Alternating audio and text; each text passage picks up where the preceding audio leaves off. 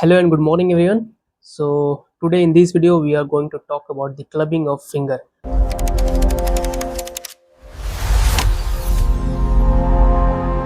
जब हम first year में होते हैं तो हमें क्लबिंग का सी भी पता नहीं होता है, बट जैसे ही हम लोग सेकेंड ईयर में आते हैं हमारी क्लिनिकल पोस्टिंग स्टार्ट होती है तो जनरल फिजिकल एग्जामिनेशन में one of the important examination होता है क्लबिंग ऑफ फिंगर का, और टीचर का भी फेवरेट क्वेश्चन हो जाता है ये क्लबिंग। सो क्लबिंग क्या है इसके बारे में हम डिस्कस करेंगे। Clubbing, the then mechanism of clubbing, then grades and then the causes of clubbing. So let's start with the first the definition of clubbing. So let's start with the definition of clubbing.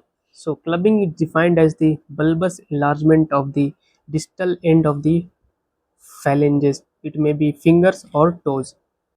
So next comes the hypothesis related to the development of the clubbing. So there are various hypotheses, but the most accepted hypothesis is the hypothesis of megakaryocytes.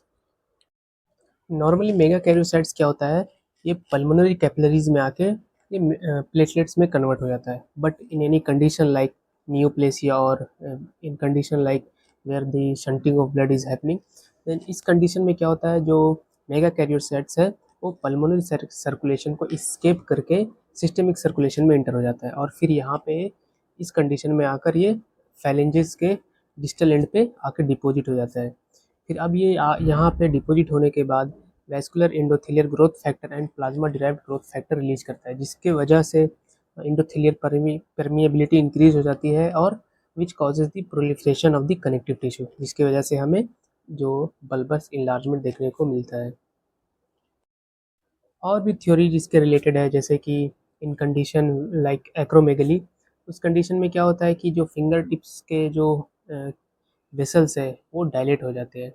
और other condition है जैसे thyrotoxicosis, फिर other condition है like sub acute bacterial endocarditis. तो ये सब mechanism है development of the clubbing.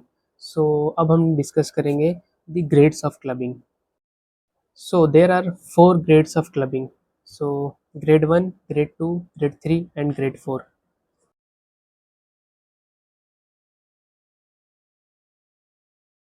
So now we will discuss about the causes of clubbing. Clubbing ऐसे अचानक से सडनली नहीं होता है, ये बहुत ही स्लो प्रोसेस है, इसमें सालों लग सकते हैं, 5 साल 10 साल, but in condition like empyema और lung abscess it may develop quite fast. So first we will discuss about the RS causes of clubbing.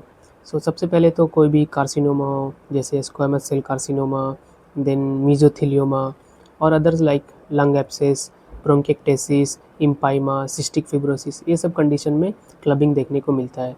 फिर आते हैं हम सीवियस काउजेज ऑफ क्लबिंग में। सबसे पहले इन्फेक्टिव इंडोकार्डाइटिस है, टेट्रालॉजी ऑफ फैलोट है, then so now comes the GIT causes of clubbing.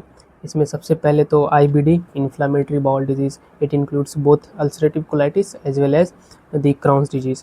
सो उसके बाद any neoplasia like hepatoma, then biliary cirrhosis, तो इन सब कंडीशंस में क्लबिंग देखने को मिलता है। अब आते हैं methods that are used to elicit the clubbing. So इसमें मेनली 2-4 है, बट जो मोस्ट इम्पोर्टेंट है वो है द इनिशिएशन ऑफ सैमरोथ विंडो। तो सैमरोथ विंडो हम कैसे देखेंगे, तो अब अभी हम किसी पेशेंट को जिसे क्लबिंग है उसे हम दोनों फिंगर्स को ऐसे क्लोज लाएंगे, और फिर ये जो नेल बेड्स है इसके हम यहाँ पे देखेंगे कि कोई गैप है या नहीं। अगर गैप है तो इट्स इज़ नॉर्मल, अगर गैप नहीं है तो then we will call it as clubbing. Then उसके बाद हम उसका इन्वेस्टिगेशन करेंगे और इटियोलॉजी पता करेंगे। तो ये रहा क्लबिंग के बारे में, जो कि पता होना बहुत ही ज़रूरी है as a medical student. So thank you for watching this video.